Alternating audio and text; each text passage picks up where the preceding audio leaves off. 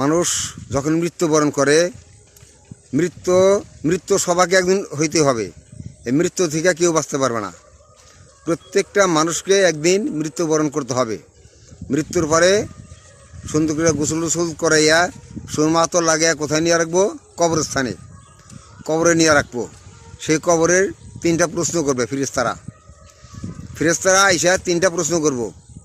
সেই 3টা প্রশ্নের জবাব যদি আমরা দিতে পারি, তাহলে কবর আযাব থেকে আমরা রেহাই পাবো।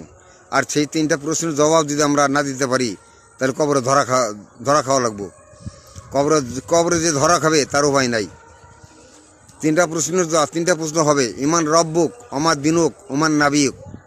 এই 3টা প্রশ্ন করব।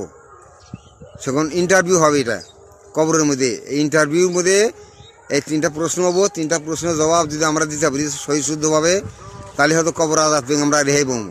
আর 3টা প্রশ্নের জবাব যদি আমরা না দিতে পারি, তাহলে খুব মারাত্মক অবস্থা হয়ে যাব, কঠিন আযাব ভোগ করতে হবে। কাজেই আমরা 3টা প্রশ্নের জবাব দেওয়ার মতো নিজেকে সেই যোগ্য করে তুলতে হবে।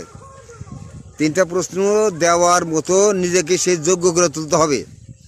সেই যোগ্য করে তুলতে হবে নিজেকে। 3টা প্রশ্নের জবাব যেন আমরা দিতে পারি। ভালো ভালো আমল করলে, আল্লাহর রাস্তায় চললে এই 3টা প্রশ্নের জবাব দেওয়া যাব। আল্লাহ এবং আল্লাহর রাসূল যে সমস্ত আদেশ দিয়ে গেছে, যে সমস্ত হুকুম আহকাম দিয়ে গেছে, এগুলো যদি মাইনা চলি সঠিকভাবে, তাহলে হয়তো কবরের 3টা প্রশ্নের জবাব দিতে পারবো।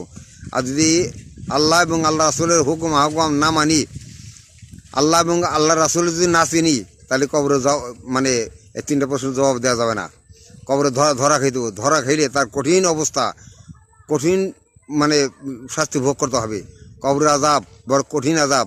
ভাই, এই কবরের আযাব থেকে যেন আমরা বাঁচতে পারি, আমরা যেন ভালো ভালো আমল করতে পারি।